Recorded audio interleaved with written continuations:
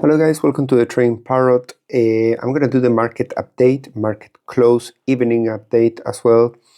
And today we are trading below 100k. We just lost support, or at least we are testing the possibility of staying below 100k for a little bit.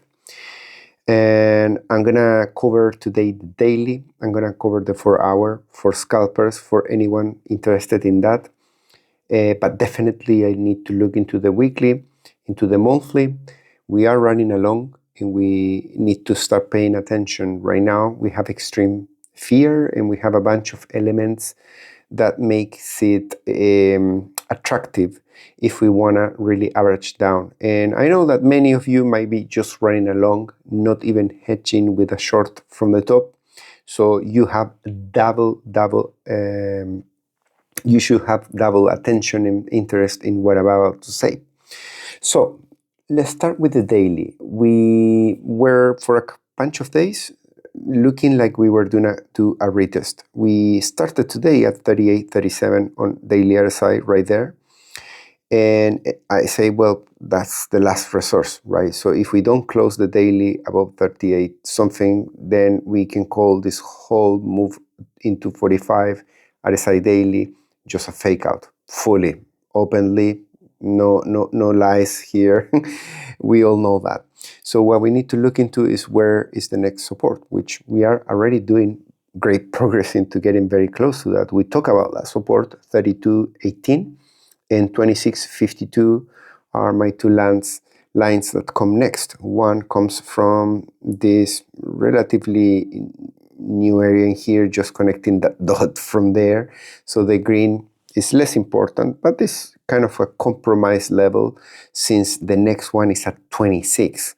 The 26 is the global support, and that one is kind of the big boy. And I keep doing that mistake, sorry about that. So if I zoom out, you're gonna see that that support comes from August 2023 that we have tested multiple times. It's been moving and we're gonna call it the global support, okay? If we go into the price, we got the immediate next level at 96.4. On the daily, we have then that 90K.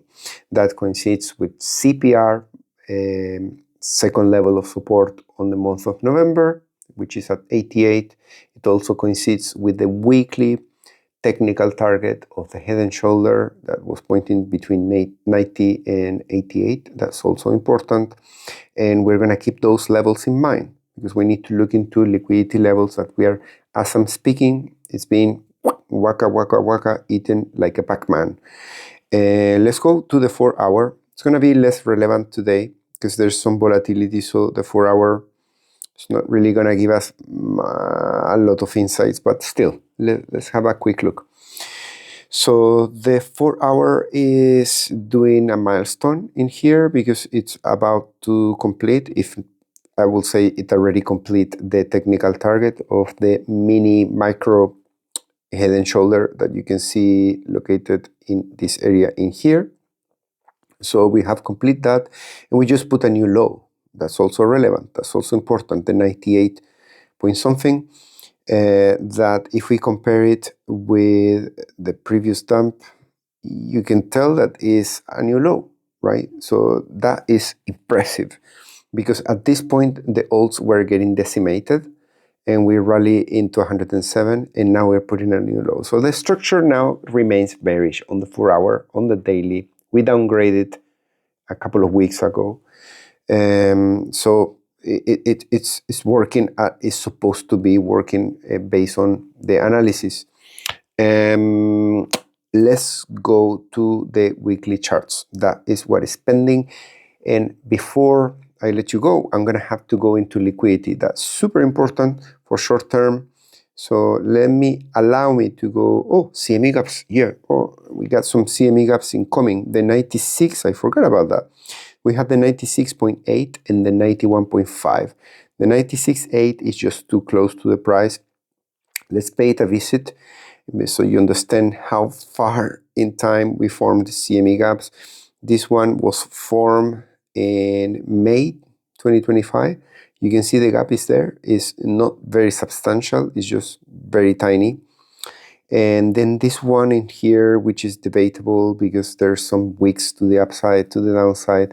I will say, yeah, there is a gap there, okay? That's my opinion. Let me know in the comments if you disagree.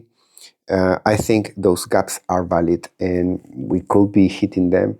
They are conveniently placed as well because we have one overlapping with second support on CPR, and the 91 is also somewhere around there. So there is confluence, not just of the gaps, but also confluence with liquidity and the CPR levels of the month. Very convenient for attracting both. Let's go now, as I promised, into weekly charts. And I'm going to start, well, the top bottom weekly is just literally testing that support ascending that I covered in the morning. Is still there. It's just not changing much.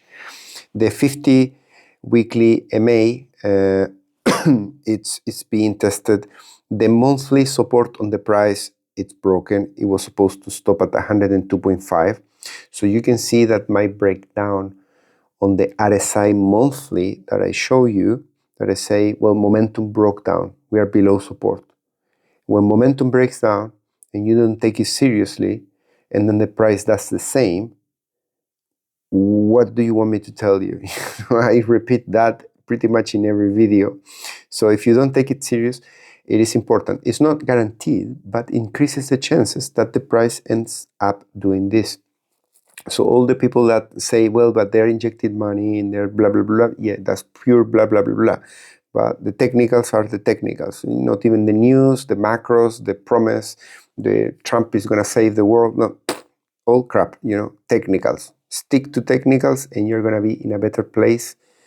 Even if this is an expensive lesson tonight, I hope it's not, but, typically expensive lessons tend to stick longer in memory. So in a way, hopefully it's been an expensive lesson for you, so you finally learn it.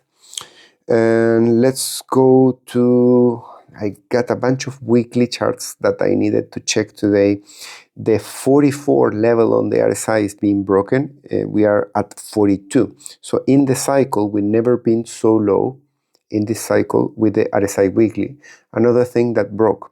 So every signal is joining like a party of elements that are jumping on a trampoline, and eventually it's going to break, right? It's just not going to be able to hold so many bearish signals, no matter how much you are trying to convince yourself that, yeah, rate cuts are coming, this is coming, because every end of a cycle ends the same, guys. It always ends with a huge promise, okay? That is invariable. You don't end a cycle without promises. It has to be with a huge hope. And then you get the bittersweet, the bitter taste that the promise was a lie. The cycle, I told you the story, the last cycle, there were a list of things that people were preaching over and over in every single big channel, and they all got screwed, and they all enter July in 2022, and they were completely, my God, I got screwed by all those stories. Do not be that guy, when the chances are increasing too high towards something negative, don't go all in. I'm in alone. I'm with you, but I'm managing my risk. So I'm doing my homework. Hopefully I do it properly and I don't get wrecked, because there's the chance that I get wrecked too. Why not? So weekly, broken, all those stuff. Let's go to the liquidity before this video becomes longer than the ones I do in the desktop. Yep. Sorry. Right, so we have 500K of delta that is calling for bounce up. It's increasing the chances. It won't secure it, but we're hitting liquidation levels. There's that liquidation level there. This is on the 1 month. Just small level of liquidity there. Hopefully that's all we are going for, but I suspect it's not. Longs are at 75. That's a long signal. We are at extreme fear at 15 right now, and potentially we could be getting some negative funding rates. So 3 bullish signals for finding something. The problem is you can get the signal is on, but the price remains going down with the signal on. So when you look back in time, in the history, you say, oh yeah, there was a signal there, but you don't look at the detail, right? So you don't see that it was switched on for multiple candles, and during all those candles, it was dumping. So you have to find a trade-off where to enter. You get the signals that are bullish right now, but those might remain on until we get to 93. So you won't be able to really time precisely when to enter. Neither myself, that I'm intending to find a level to average down to turn into my second long order that joins the one that I enter at 111. So we got now the order book looking with tons of defense up until 10% of deviation. If price dumps more than 10%, then there is not much of a defense. There's a lot of selling above 10 to infinite, to the upside. And let me see if I can get Market Monkey Terminal to work finally. So this is the way it's looking. At 97.5, there is some defense there. Today we had defense, they rag pull it, they put it back, they rag pull it, they put it back. It could be the case once again, but you can tell there where it is at the time I'm recording. You can also see that we put this pattern, we say this is the level where we could encounter. We kind of accelerated it, we did it before, but at the moment we are about to consume the largest pool of liquidity in the short term. That is precisely not 97. The peak ends at 97.3, but you never know if they're really gonna go for everything ending up until 90. So it decreases. So you get less chances of really going into 90 straight away. There should be some swings, crossing fingers, right? Because otherwise it's going to be even painful to watch, to add my second order somewhere there and then seeing that the price continues to break down up until 88. Hopefully not. So that is kind of the risk I have at the moment to take my long, and the things that I need to decide. Let me go into the swing one. That's also important because we're seeing some big moves. I've seen also in the general market some big moves as well from Tesla. Were not really great looking. I'm gonna check in another time the general charts to see what's going on with Nvidia. Nvidia is the one that gives me the creeps. If that huge dinosaur ends up crashing tonight, like big, that can drag absolutely everything with it. It's like a black hole in the space. If Nvidia crashes, it drags multiple civilizations with it because it's larger than the economy of Japan. What do you expect? It's 98K, then you have 95, number 2, number 3 to the downside. I'm counting just the ones to the downside. We have to the upside as well, but tonight the king is the downside. So let's look at number 2. Is the epicenter is 95, then we have 84, 73, 67.